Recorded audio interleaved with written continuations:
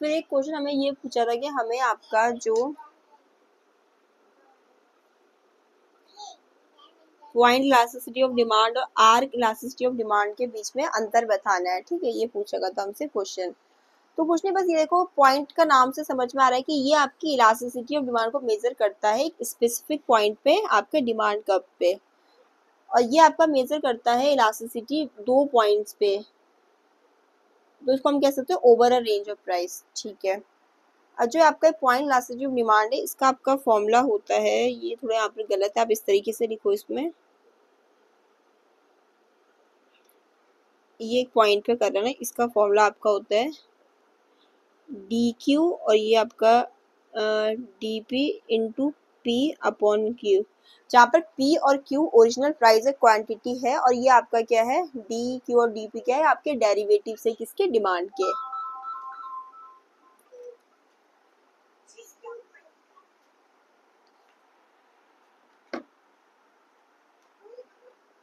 अब इसका फॉर्मूला आपका ये है, जो इस तरीके से यही है जो दे रखा है, बस आपको थोड़ा इसको अगर समझ में नहीं आ रहा तो आप इसको ऐसे लिख सकते हो, चेंज इन क्यू चेंज इन आपका P into P1 plus P2 और यहाँ पर है Q1 प्लस Q2, जहाँ पर Q और change in Q change in P क्या है कि क्या चेंज हो रहा है, क्वांटिटी और प्राइस में। P1 आपका जैसे एक इनिशियल प्राइस है, P2 आपका न्यू प्राइस हो गया, इसी तरह Q1 इनिशियल क्वांटिटी, Q2 आपकी न्यू क्वांटिटी होगी, ठीक है। तो ये इस तरीके से इसको हम कैलकुलेट करते हैं, तो हमें जो आपका पॉइंट इलास्टिसिटी ऑफ डिमांड है, इसके लिए हमें क्या चाहिए होती है, थोड़ी एडवांस मैथमेटिक्स लगती है, तो इसमें हम यूज करते हैं कैलकस का, ठीक है। और इसके लिए हमारी सिंपल मैथमेटिक्स लगती है, हम इसको इसमें एवरेज प्राइस और एवरेज क्वांटिटी के हेल्प से कैलकुलेट करते हैं 2 पॉइंट्स के बीच में, ठीक है। ये आपका जब छोटा सा चेंज होता है प्राइस में, उसके लिए सुटेबल है कौन, पॉइंट इलास्टिसिटी ऑफ डिमांड, और ये आपका जब बड़ा या लार्ज चेंज होता है प्राइस में तब। इसमें हमें इक्वेशन चाहिए होती है डिमांड कर्व की, इसमें ऐसा कुछ नहीं चाहिए, हमें एग्जैक्ट डिमांड फंक्शन नहीं चाहिए होता, उसके बिना भी हम काम कर सकते हैं, किसमें, आपका आर इलास्टिसिटी ऑफ डिमांड में। आपका ये पॉइंट इलास्टिसिटी डिमांड काफी एक्यूरेट है, बट छोटू से चेंजेस के लिए ये आपका ज्यादा प्रैक्टिकल है, बट इसमें एक्यूरेसी थोड़ी सी कम रहती है, किसमें, आर इलास्टिसिटी ऑफ डिमांड में। तो आपका पॉइंट वाला थोड़ा थ्योरेटिकल है, इकोनॉमिक मॉडल्स में यूज होता है, ये आपका प्रैक्टिकल यूज है, इसके इसीलिए हम रियल बिजनेस और पॉलिसी एनालिसिस में यूज करते हैं। तो ये वाला पॉइंट आप छोड़ो, ठीक है।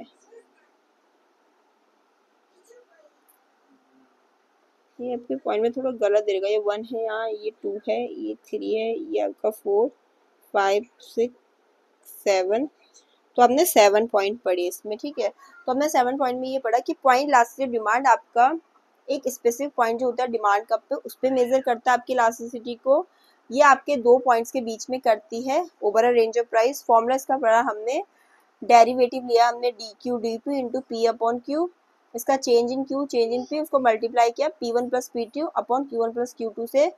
आपकी पॉइंट इलास्टिसिटी ऑफ डिमांड में थोड़ी एडवांस मैथमेटिक्स लगती है, जैसे कैलकुलस वगैरह, और आर इलास्टिसिटी में सिंपल मैथमेटिक्स लगती है, average price average quantity. Point elasticity of demand आपका छोटा चेंज होता है प्राइस में, उसके लिए सुटेबल है, ये आपका बड़ा चेंज होता है। पॉइंट इलास्टिसिटी डिमांड में आपको डिमांड मतलब इक्वेशन की जरूरत पड़ती है डिमांड कब की, उसमें नहीं पड़ती है।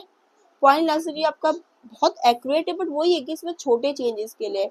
आर इलास्टिसिटी डिमांड आपका मोर प्रैक्टिकल है, पॉइंट इलास्टिसिटी डिमांड का आपका थ्योरेटिकल यूज है, ठीक है, इसका आपका प्रैक्टिकल यूज है, किसका, आपका आर इलास्टिसिटी ऑफ डिमांड का।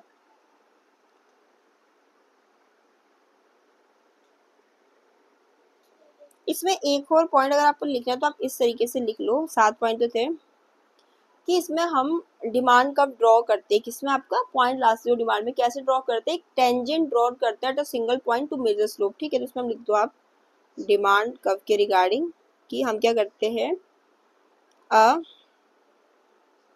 Tangent is drawn at a single point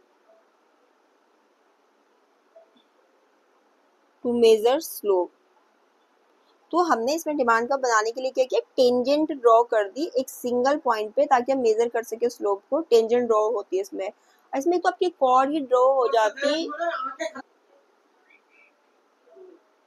इसमें हम क्या करते हैं, कॉर्ड को ड्रॉन करते हैं आर क्लासेस ऑफ डिमांड में, दो पॉइंट्स को कनेक्ट करके, कनेक्टिंग टू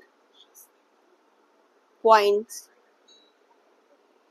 अब अगर हम इसमें एग्जाम्पल भी लिखना चाहे इसका 9 पॉइंट में, आप उदाहरण ही लिख लो जैसे, तो इसमें तो क्या हो सकता है कि जो भी छोटा सा प्राइस चेंज हो रहा है आपके डेली मार्केट उसमें, तो आप लिख सकते हैं small price change in daily market decision. और इसमें जो भी आपके बिग प्राइस रिवीजन होते हैं इन पॉलिसी और बिजनेस डिसीजन में।